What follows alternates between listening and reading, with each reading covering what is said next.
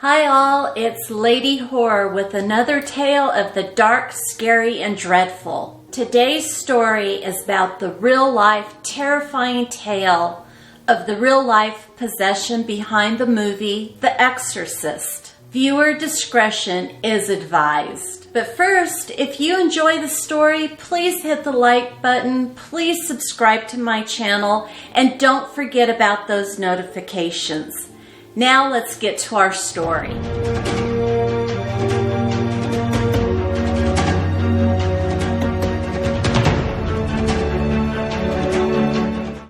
In 1973, a truly terrifying and disturbing movie premiered, The Exorcist. This movie ever since has been unparalleled in horrifying moviegoers. But did you know that The Exorcist was based off of a true story? It was. And actually, the person that Linda Blair portrayed, the little girl Regan McNeil, in real life was actually a young boy, Roland Doe. But first, before we get into the movie, I want to talk a little bit about possession. Possession is when an evil entity actually starts to take over control of a person's mind and body. Eventually, over time, as that entity gains power, the person will lose total control over their own thinking and their own actions. There are 3 stages to possession. The first is infestation, the second is oppression, and the third is the full-blown possession. Infestation is when those strange little things start to happen. Maybe you're hearing some scritching sounds in the walls or the attic. You start to smell something, you don't know where it's coming from. Maybe you think for a second something touched you on the shoulder, or you heard your name called out, but you're not sure. The purpose of infestation is really to kind of just get you to wonder if what you're experiencing is real or not. With oppression, it takes that first stage and just kind of amps it up a little bit. It's designed to get you to start questioning your own mental capacity. You know, is this person, am I having a bad mental health day, maybe a couple of bad days, or am I really starting to become seriously mentally ill? When signs of obsession appear, you start to notice some very real things happening. Maybe the person is talking in foreign languages. You start to see scratches or welts on their body. They maybe are eating totally inappropriate things like bugs, like cockroaches. They are very often afraid in this stage of being alone. They don't trust themselves. The final phase is that full-blown possession. This is when the person has changed so much you don't even recognize who they used to be. And you very often hear very strong comments from family members such as, "That thing in there is not my child. That thing in there is not my husband."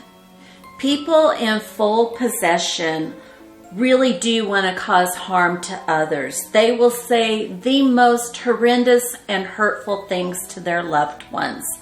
They will often show superhuman strength.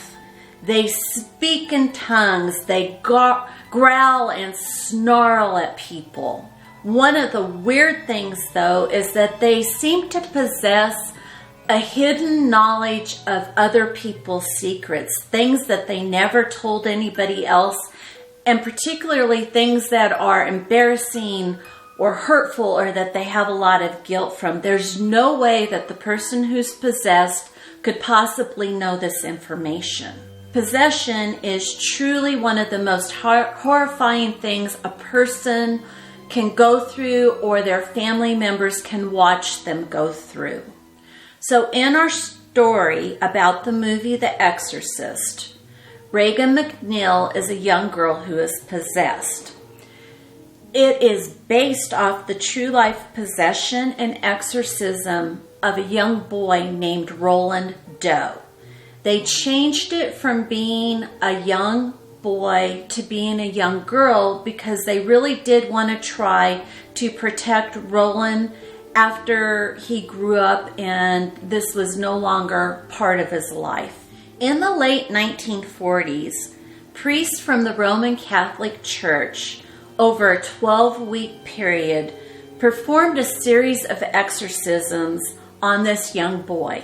But there's much secrecy surrounding the exorcism of Roland Doe. In fact, though, there's much secrecy surrounding the church and exorcism as a whole. But what I am going to tell you is what we do know. In January of 1949, Roland was living in suburban Washington, D.C. with his typical family in a typical house. However, 13-year-old Roland was also suffering over the loss of his Aunt Harriet.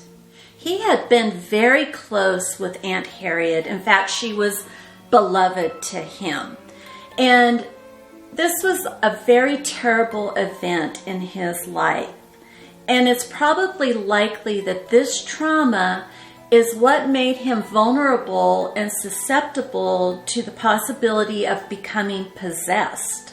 Well, that and maybe the fact that Aunt Harriet was a little different to begin with. She was considered very forward-thinking in her views concerning the afterlife. In fact, there might be those that would describe her as a little bit woo-woo. She was a spiritualist. And shortly before her death, she had bought Roland a gift, a Ouija board. And they often spent a great deal of time together playing on the Ouija board, trying to reach spirits and get through to the other side. Now, Ouija boards have quite a reputation for being dangerous.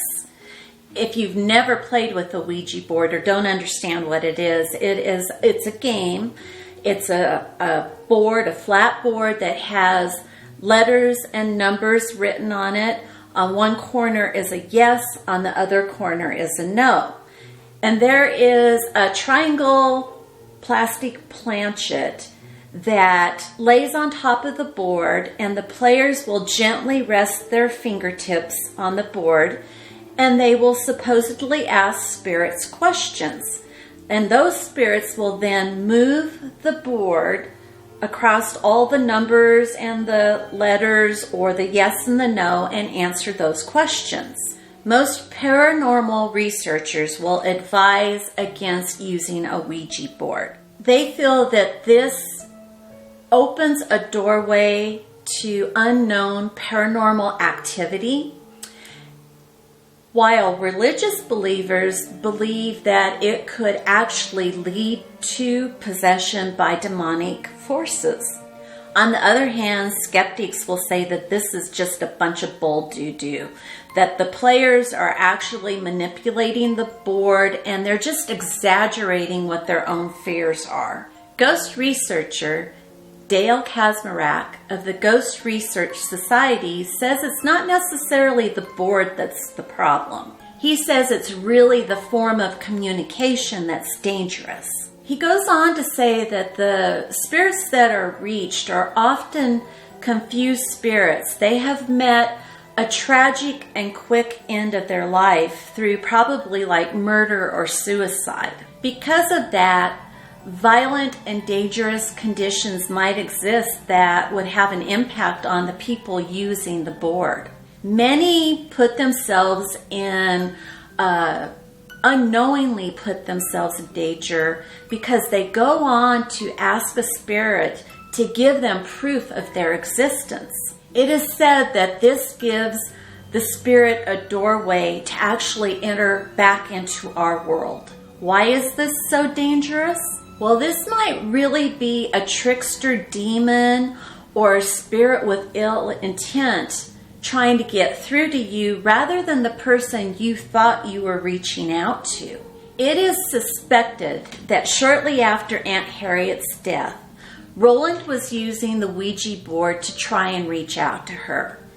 His parents have reported that late at night, they would often find Roland, he'd be hidden away in a dark closet with the Ouija board, or they might find him under his covers on the bed playing with the Ouija board, but he was definitely trying to communicate with Aunt Harriet. Now, they didn't really know what to do about this, and they clearly didn't understand that this had a potential for danger, so they just let it continue. Unfortunately, it wasn't Aunt Harriet that Roland conjured up. It was a sinister, paranormal parasite that ended up latching onto Roland's soul.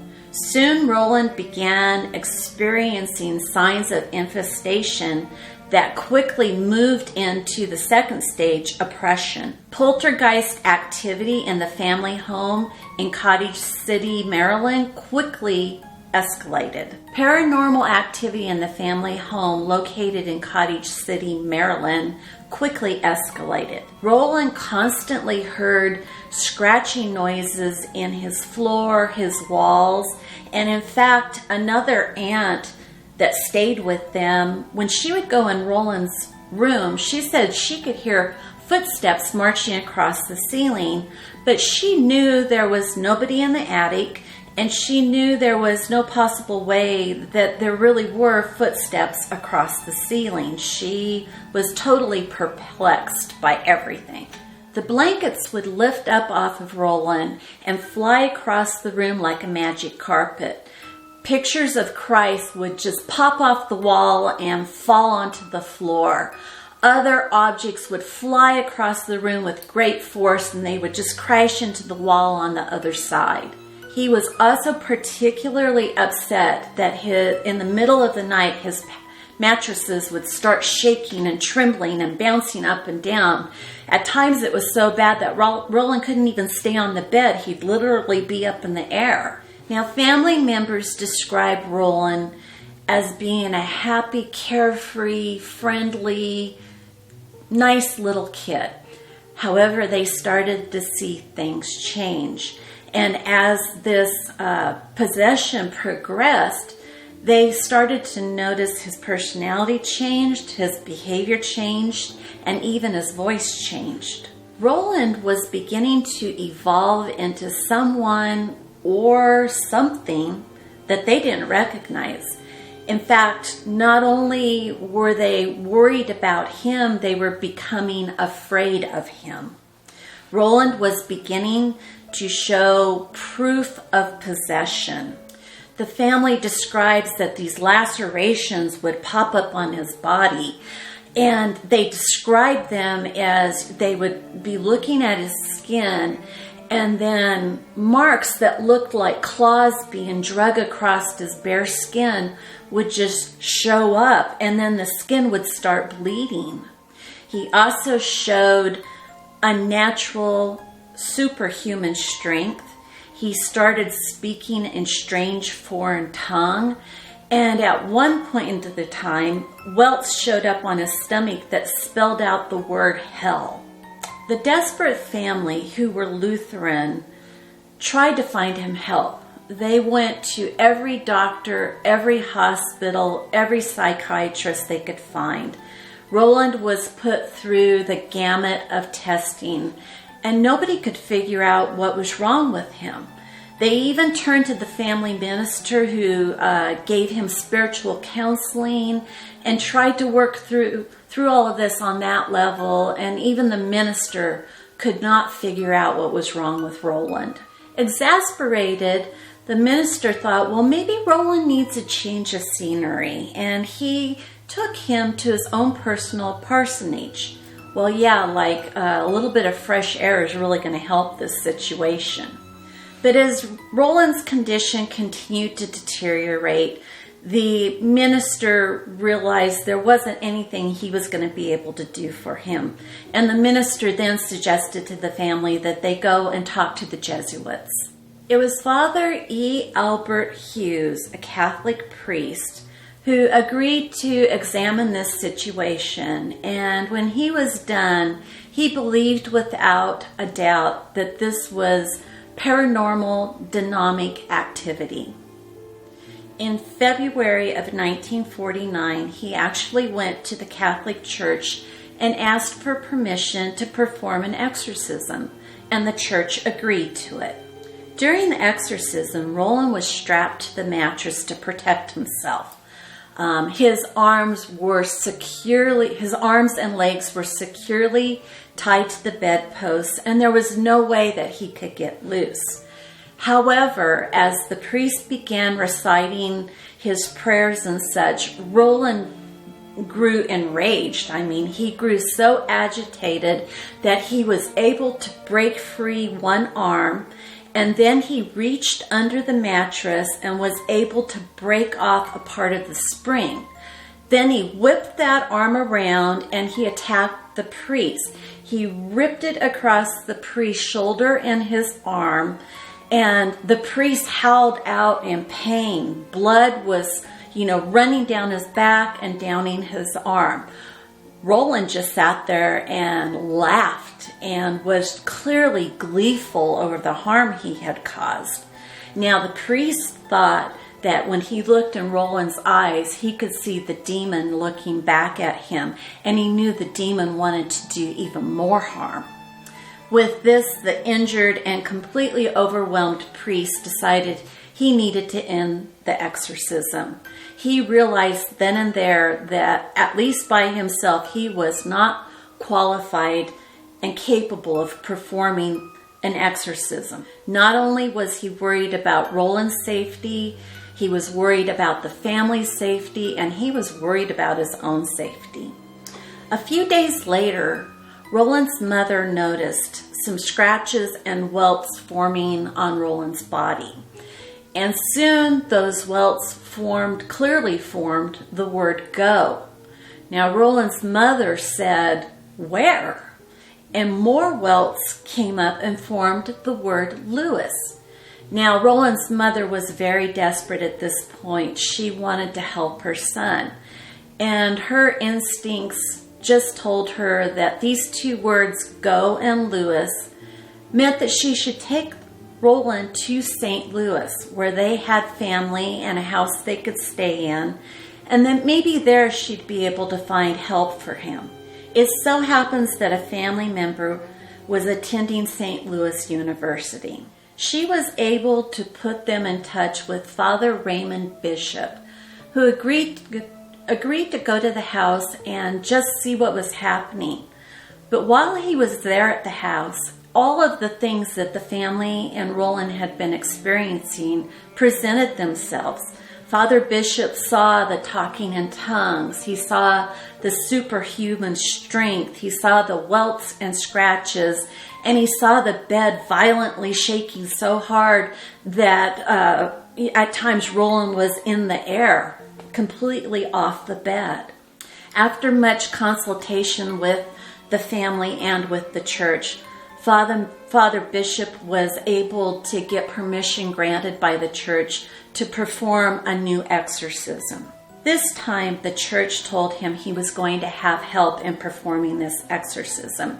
There were two priests, Father Halloran and Father Bowdrin, that would be there beside Father Bishop's side to help him. The second exorcism began in March of 1949 in the house on Roanoke Drive. Now, the priests experienced the exact same things that happened during that first failed exorcism in Maryland. Scratches on Roland's body, things flying through the air, the bed shaking. But they also noticed one interesting thing. During the daytime, Roland seemed relatively calm and normal. It wasn't until night that all hell broke loose. Once it got dark, Roland's behavior drastically changed. He started cursing, he was yelling, he was angry and agitated. But then suddenly, he could easily fall into a trance where he would start talking these foreign tongues. He would taunt the priests in voices that were the voices of the priest's dead loved ones. They would be accusing the priests of not taking care of them, of not doing things, of not helping them. He was tormenting these priests. Objects would fly across the room and they were directly aimed at the priests' heads. And if Roland saw any holy object in the room, he went ballistic. He was furious. He would screech. He'd howl. He would act like he was in agony simply because there was a religious relic in the room with him. Throughout March, bizarre scratches, welts, and rashes plagued Roland. One of the creepiest of them was this pattern of 3 scratches that actually they were in the shape of a pitchfork, and they appeared to be alive under the skin.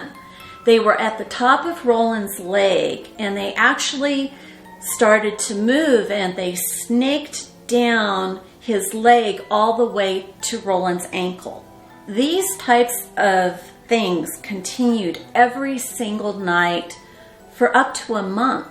Once, when a very large red X appeared on Roland's chest, the 3 priests decided that this was the demon trying to tell them that Roland had a total of 10 demons inside of him.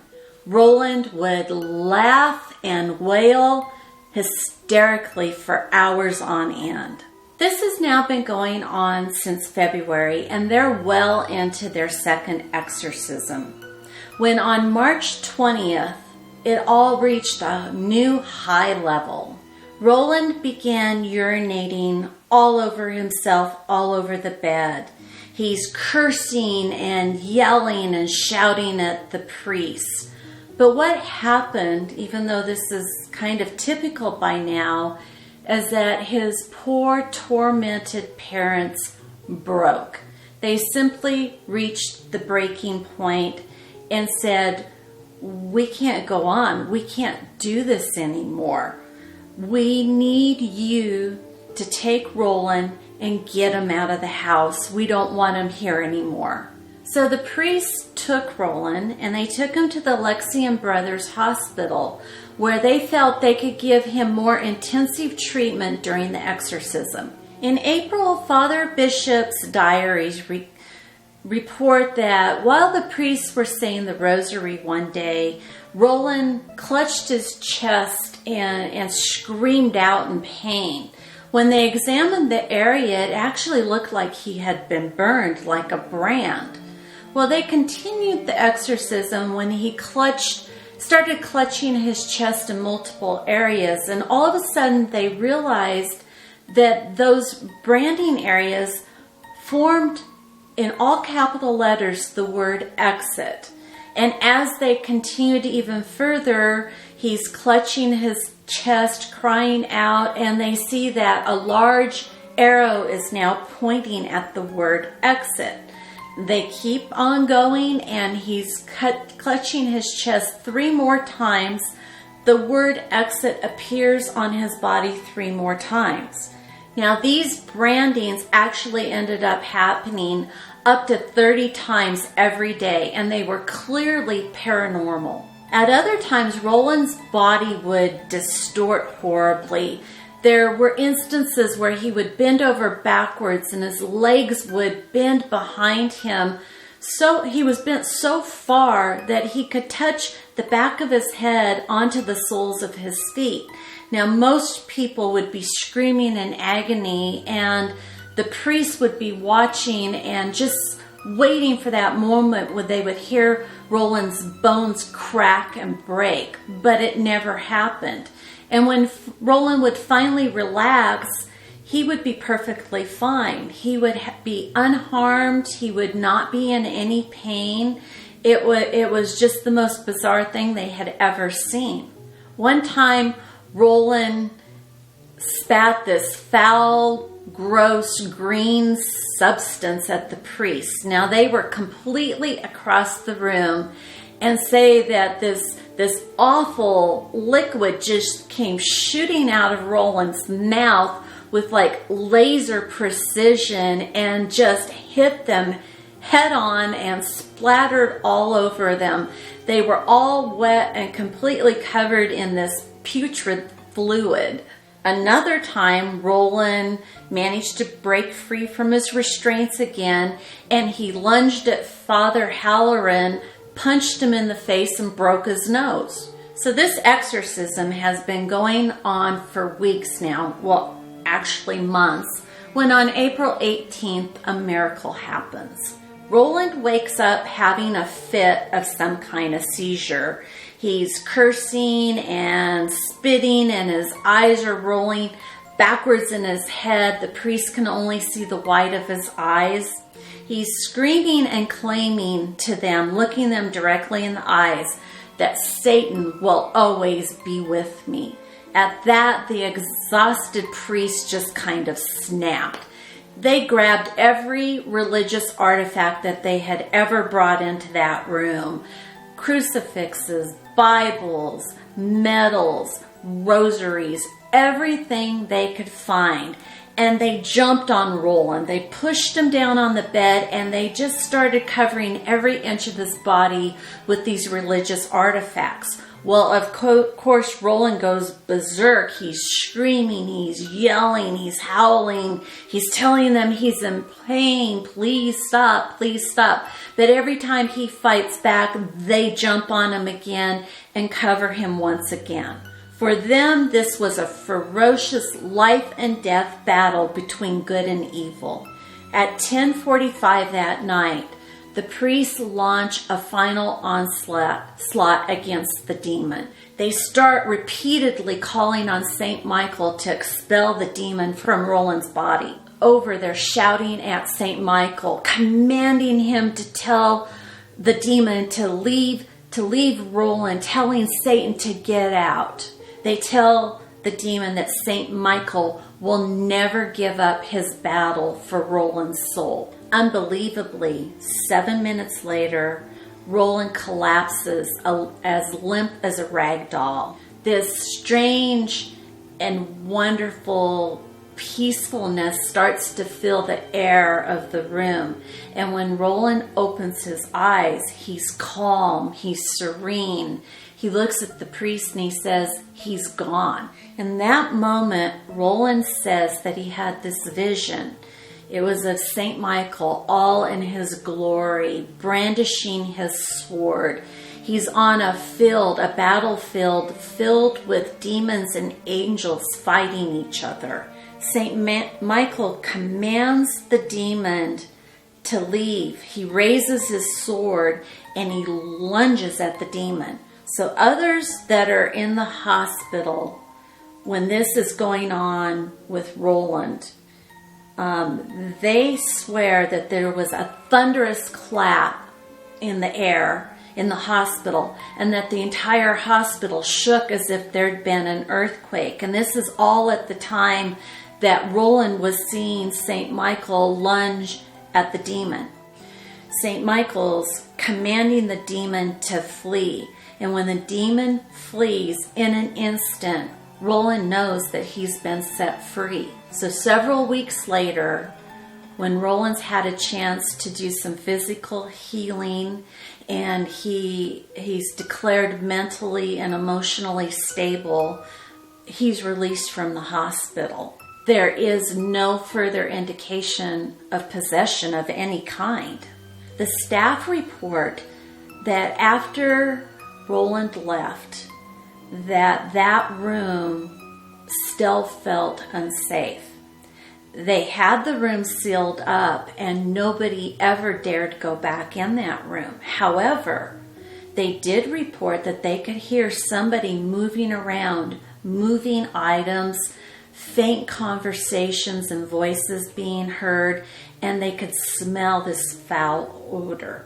Now, there is a rumor that there was a person involved in the exorcism, an older person, who willingly said to the demon, come to me and leave Roland, which is what happened according to the rumors, that the demon left Roland alone and went to this person, and then that they put that person in the room and sealed it up, and that person lived there until they died. So the area outside this room was always freezing cold, and they say that there was always just this absolute foul stench that emanated from the room. In 1978, the room and all of its surrounding wing were set to be demolished. So they did allow some priests to go back into the room to see if they could find anything of any importance that they needed to hold on to. And actually, this is when they found Father Bishop's diaries.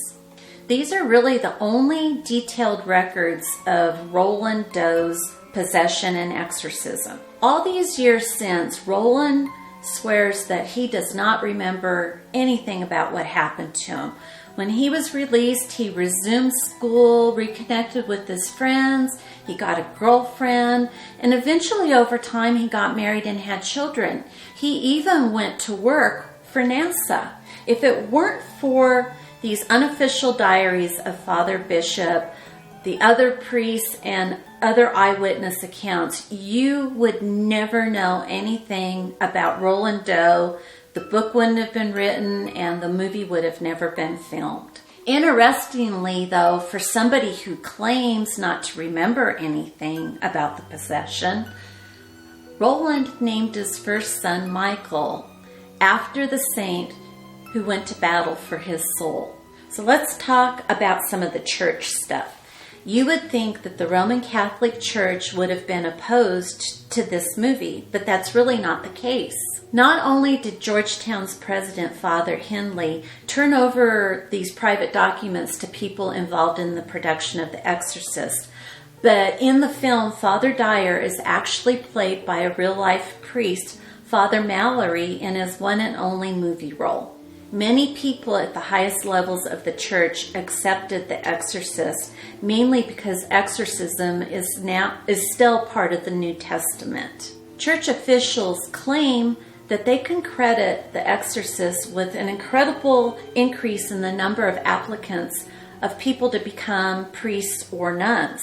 They also credit the film for people that saw the movie turning to Catholicism and a drastic increase in the rate of new Catholics. In fact, the Jesuit priest he was the head of the Jesuit priests located in Milan, had his own private autographed copy of the book, and he took a lot of delight in showing that copy to his fellow priests, cardinals, and bishops.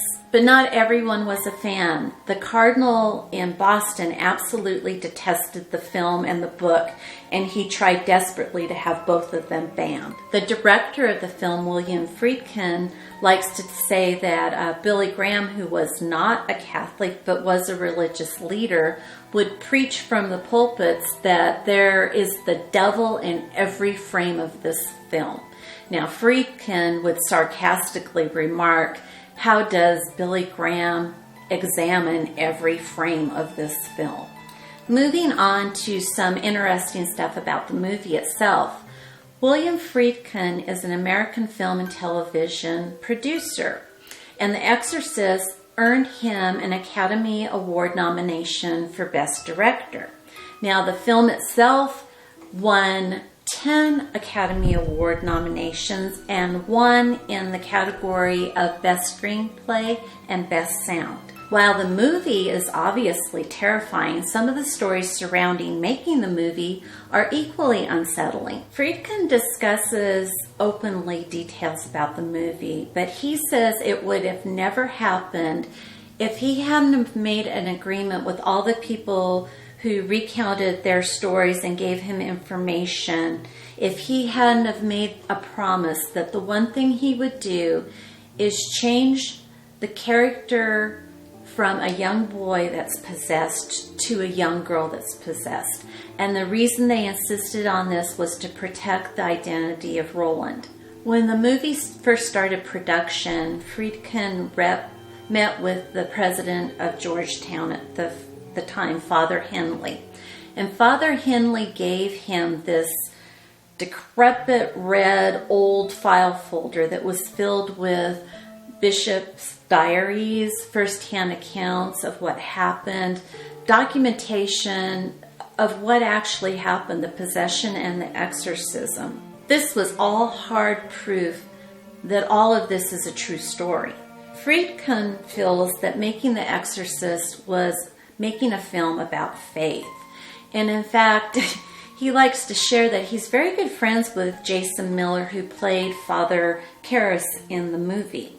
And they would spend time together and walk through the streets of New York City. And people that had been to the movie sometimes would be convinced that somebody they knew was possessed. And here would be poor Jason Miller walking the streets, and some crazy lady would run up to him and clinging to him, "Father Karras, my friend, I swear they're possessed. I need you to come and help us." And Jason would be like trying to shove this crazy lady away and saying, "Whoa, no, I'm just an actor, lady. I'm just an actor."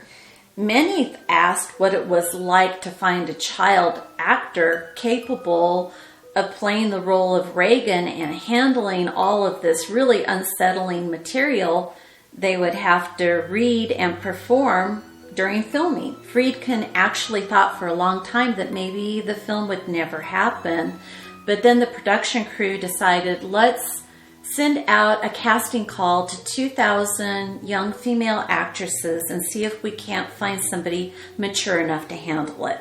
Well, that didn't happen. They felt that all 2,000 actresses were not going to be a fit and would not be able to handle the role. He had almost given up when 13-year-old Linda Blair and her mother walked into his office unannounced without an appointment. They just took a chance that they'd get a shot at Linda auditioning for the role. Prior to this, Linda had never acted. She'd done a little bit of advertising and a little bit of modeling, but not acting. Friedkin sat Linda down with her mother and asked her what she knew about the book.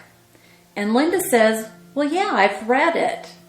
And Friedkin says, he's testing her a little bit. "Well, like what? What do you know?" And she goes, "Well, it's a little girl that gets possessed and she does a lot of bad stuff." And Friedkin asks again, testing her, "Like what? What does she do?" Linda goes on to explain that she knows Regan hits her mother in the face, she throws a man out of her bedroom window, and she does a lot of other really bad stuff. He felt she was very mature in their conversation and that she actually had a grasp of what was going to be required of her to do. Friedkin says she was the only girl that he felt was at all capable of handling the material and not leaving completely devastated.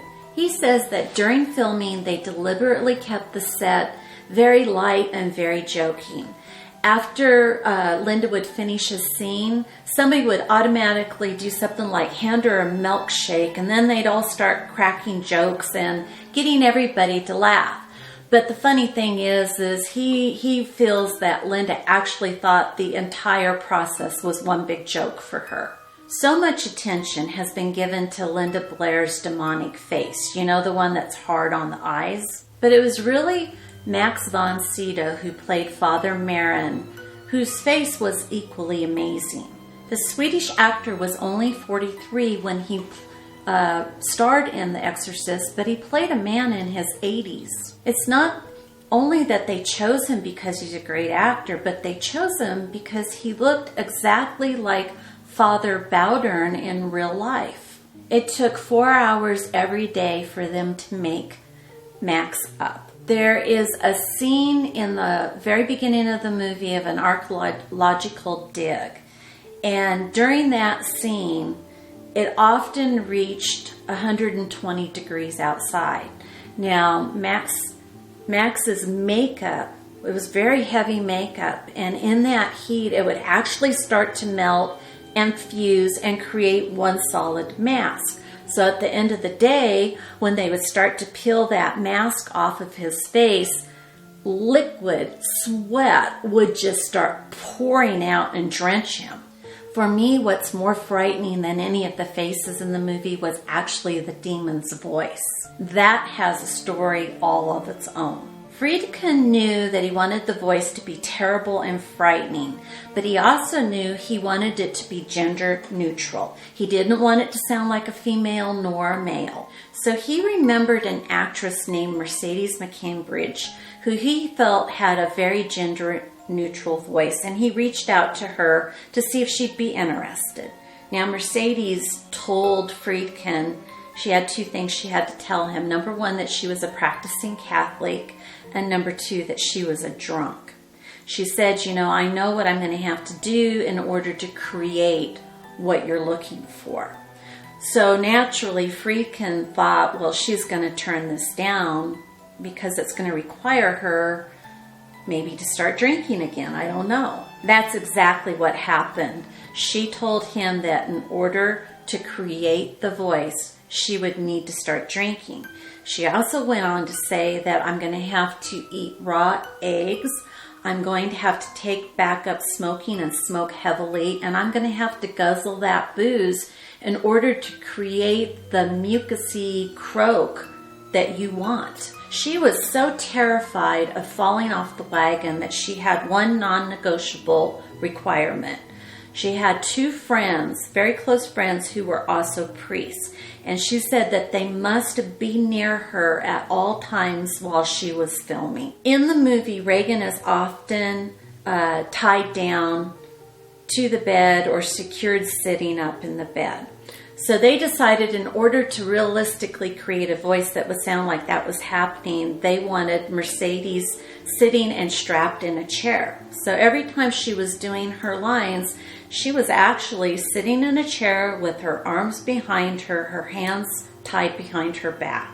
The whole time she's dubbing her lines, she's asking for more raw eggs, bring me some cigarettes, I need more booze. This is what creates that wheezing sound that's right there under all the words that the demon is saying. It was really a brutal experience for Mercedes, and every time she'd finish filming a scene and they'd untie her, she would rush to her two friends and she'd collapse in their arms and break down in tears. Mercedes had a difficult time physically, but so did Linda in one really interesting aspect. I just want to share it with you. So in the movie, when they're filming scenes in Regan's bedroom, and you see the actors all bundled up in coats and mittens, and you can see their breath in the air, well, they had actually bought industrial level air conditioners that they turned on full blast to keep the room frigid. So that is absolutely real what you're seeing there. Unfortunately for Linda, she's wearing this flimsy little girl nightgown, and there's very little they can do to help her in this situation. There were some shots where they allowed her to wear long underwear, but those are few and far between. And when she'd get done shooting a scene, they'd rush in and cover her head to foot with hot water bottles and heated blankets, just trying to keep her from suffering from hyperthermia. But Linda never complained. She just did her job. As with many horror movies, there's always that one question. Were the cast and crew and the movie cursed? There were some disturbing and unexplainable things that happened. There were a total of 9 deaths that happened to cast and crew prior to the release of The Exorcist. 2 of the actors that were scripted to die in the movie actually did die prior to the release of the movie. Now, they died from natural causes, but they died.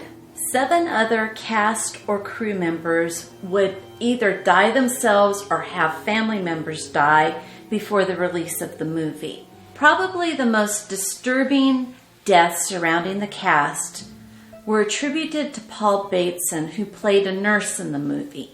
In 1979, Bateson was convicted of murder. A reporter, Addison Verrill, had been found beaten and stabbed to death. All the evidence led them to Batesman, who was charged, put on trial, and convicted of the murder. But Bateson was also considered responsible for 6 other murders.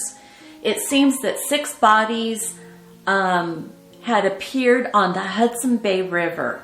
Now, these bodies had been dismembered and they'd been put in plastic bags, dumped in the river, and by the time they were found, pretty much all of the evidence was gone. However, what little evidence there was, all of it led to Batesman. So my question is this, and I find this fascinating: did The Exorcist actually have a serial killer among its cast? Finally, one more weird thing that happened was on set, the set for the interior of Reagan and her mom's home, one early morning, it just burst into flames and burned down. Now, Friedkin, he claims that he believes that what was responsible for that happening did have claws, did fly, and did have a foul odor. But he had a big sense of humor, and actually what he said he thought happened was that the pigeons that flew around the set, one of those poor unfortunate pigeons probably just flew into one of the lights, broke it, it exploded and caused the fire and burned the set down. So there you go, one of the great horror movies of all time. So I'd really love it in the comment section below if you would write what your thoughts are regarding the movie, the book, Ouija boards, possession, whatever, but I just really love it if you would start a conversation for me. Also, please don't forget to hit the like button and please don't forget to subscribe. So until I see you next time, I hope you'll all take care.